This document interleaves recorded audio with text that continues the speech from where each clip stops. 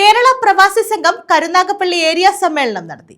ഇടക്കുളങ്ങരയിൽ നടന്ന സമ്മേളനത്തിൽ മുതിർന്ന പ്രവാസികളെ ആദരിച്ചു. കേരള പ്രവാസി സംഘം കരുനാഗപ്പള്ളി ഏരിയ സമ്മേളനം ഇടക്കുളങ്ങര മാമ്പള്ളി സ്കൂളിൽ നടത്തി. സമ്മേളനത്തിൽ മുതിർന്ന പ്രവാസികളെ ആദരിച്ചു.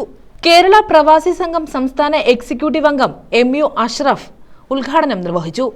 സമൂഹത്തിന്റെ മുഴുവൻ പ്രാരാബ്ദങ്ങളും ഏറ്റെടുത്തുകൊണ്ട് തന്റെ ജീവിതം ഹോമിച്ച് നേടിത്തന്നിട്ടുള്ള സൗകര്യങ്ങളാണ് ഇന്ന് ഈ കേരളത്തിൽ കാണുന്നത്. ഇത് നമ്മൾ മാത്രം പറയണതല്ല, ഇവിടുത്തെ മാറി മാറി വരുന്ന ഭരണകൂടങ്ങളും എല്ലാ സംവിധാനങ്ങളും അത് തന്നെയാ പറയുന്നത്. പക്ഷെ നമുക്കത് ബോധ്യമില്ല. നമ്മൾ മനസ്സിലാക്കേണ്ടത്, നമ്മൾ ഒന്നിച്ചു നിന്നാൽ, ഇപ്പൊ ലോകത്തിൽ ആദ്യമായിട്ട് ഇത്തരം ഒരു പെൻഷൻ സംവിധാനം കൊണ്ടുവന്നു. അത് ചെറിയ കാര്യമാണോ? ഇപ്പൊ നോർക്ക റൂട്ട്സ് നയനാർ മന്ത്രിസഭയുടെ കാലത്ത് നോർക്ക റൂട്ട്സ് രൂപീകരിച്ചു. നമുക്ക് ഏതെങ്കിലും ഒരു പ്രതിസന്ധി വരുമ്പോൾ പറയാൻ ഒരാളായി, ഒരു സംവിധാനമായി നമുക്കൊന്നും ഉണ്ടായിരുന്നില്ല. വല്ലാത്ത പ്രയാസങ്ങളായിരുന്നു.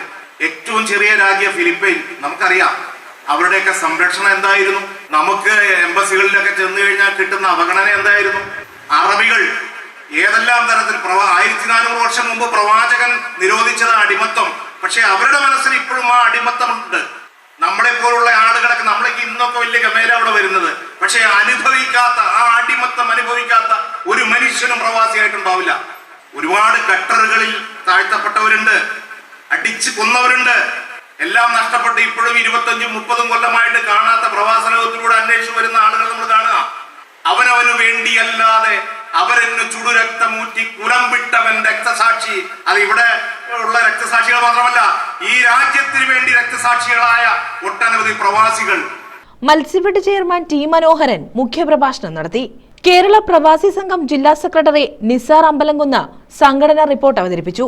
ജില്ലാ പ്രസിഡന്റ് M ശശിധരൻ, ജില്ലാ വൈസ് പ്രസിഡന്റ് ജയലക്ഷ്മി, ജില്ലാ joint secretary Hashim, area secretary AR Zainuddin തുടങ്ങിയവർ പങ്കെടുത്തു. News bureau, Karunagappally.